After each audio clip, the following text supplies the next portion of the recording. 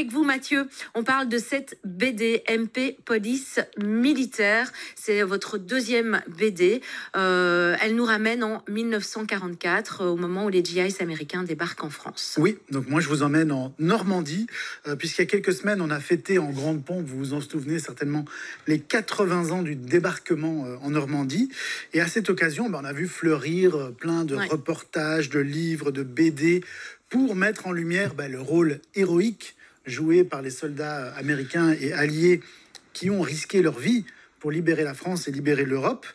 Mais parmi tous ces livres, il y en a aussi qui adoptent un angle d'attaque un peu plus inattendu. C'est notamment le cas de ce MP Police Militaire, signé par Chakma, Olgado et Marco, et qui est publié par les éditions Le Lombard. Cette bande dessinée, elle s'intéresse à une face beaucoup plus sombre de cette période, à savoir le comportement scandaleux adopté par certains soldats américains vis-à-vis des Français et surtout vis-à-vis des Françaises.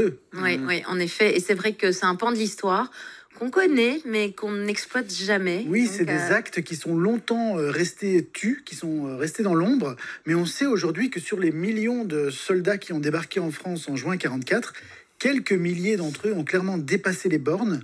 Au menu, il y a eu des vols, des pillages, des meurtres, mais aussi et surtout plusieurs centaines de viols. Et faut dire que les unités qui avaient été constituées pour les missions de première ligne, les missions les plus difficiles, elles contenaient beaucoup d'hommes qui en fait étaient des hommes peu fréquentables, souvent tirés des prisons, à qui on avait en plus bourré le crâne en leur faisant croire que les Françaises étaient des femmes faciles, entre guillemets.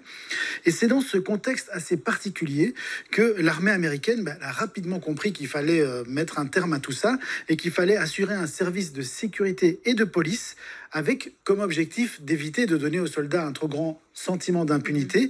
Et c'est comme ça, c'était le rôle des MP, les fameux policiers militaires, qui ont démarré leurs activités derrière la ligne de front tout de suite après le débarquement, en fait. C'est ça. En fait, c'est une enquête documentaire sur ces crimes. Alors justement pas. C'est ça qui est intéressant, c'est que c'est le contexte de cette bande dessinée. Et on retrouve bien sûr des pages documentaires sur cet épisode méconnu de l'histoire à la fin de la bande dessinée.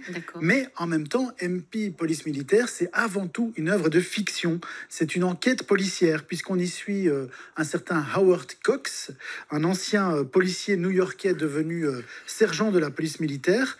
C'est un type qui a c'est un peu une tête de mule, mais il va se voir confier une mission délicate qui est celui de retrouver le ou les meurtriers de 3 jeunes Françaises. Parce qu'il a l'expérience de la police, parce qu'il parle français, il est choisi par le général Roosevelt en personne pour enquêter sur cette vague de crimes atroces. Et alors, ce qui est intéressant, c'est qu'il va pouvoir compter pour cette enquête sur l'aide d'une jeune femme, d'un jeune caporal, mais aussi et surtout d'un officier allemand qui va l'aider, qu'on va sortir de prison pour l'occasion, et qui va l'aider à mener cette enquête. Alors c'est une association plutôt inhabituelle, mais en fait du côté de l'état-major américain, on se dit qu'il faut mettre sur pied la meilleure équipe pour arrêter rapidement le meurtrier, parce que mine de rien, la population civile française, elle est un petit peu en train de s'énerver contre les actes commis par certains soldats. Alors, on a envie de se poser la question, à qui ça s'adresse ce genre de BD? Gilles, est-ce que c'est le genre de BD que vous aimez? Déjà, je ne sais pas si vous aimez la BD. Oui, j'adore la BD. Est-ce que c'est ce genre de BD que oui, pourquoi pas? Pourquoi pas? C'est vrai que c'est un moment de l'histoire qu'on connaît moins, donc c'est l'occasion de découvrir aussi. Pour vous, selon vous, ça s'adresse à qui cette BD? Moi, je crois que ça s'adresse certainement aux amateurs d'histoire, forcément aux férus d'histoire, parce que ça permet de découvrir un épisode peu glorieux et surtout méconnu de la période du débarquement. Mais en même temps, je crois que ça s'adresse aussi aux gens qui aiment simplement les bonnes histoires, les enquêtes policières, parce que c'est surtout et avant tout une intrigue complexe avec pas mal de rebondissements. Et ce qui est intéressant, c'est que justement, il y a ce côté fiction qui nous plaît, le côté policier, le côté enquête, avec en plus ce tandem un peu inattendu entre un Américain et un Allemand. Mais en même temps, il y a aussi le côté historique. Donc, il y a ce lien entre réel et fiction qui fait certainement de cette BD, qui rend cette BD intéressante. Moi, je voudrais remontrer peut-être la couverture qui est assez évocatrice de ce qu'on va lire. Vous voyez, ces deux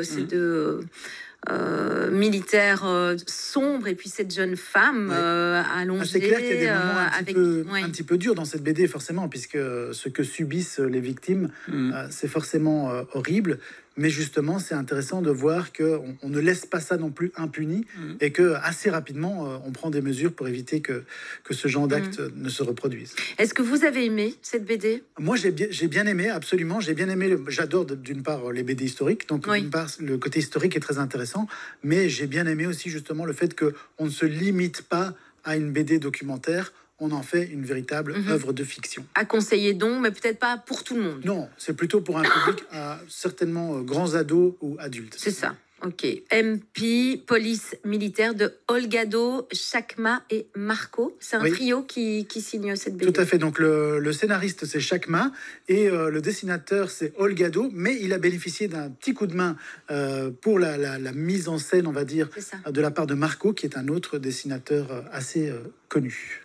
Allez, juin 1944, juste après le débarquement des centaines de milliers de GIs s'entassent sur le sol français, forçant les contacts avec les civils. C'est comme ça qu'on peut lire le début de cette 4e de couverture de MP, police militaire. Merci beaucoup Mathieu Van Overstraat, et on retrouve évidemment vos chroniques BD sur le site web age-bd.com.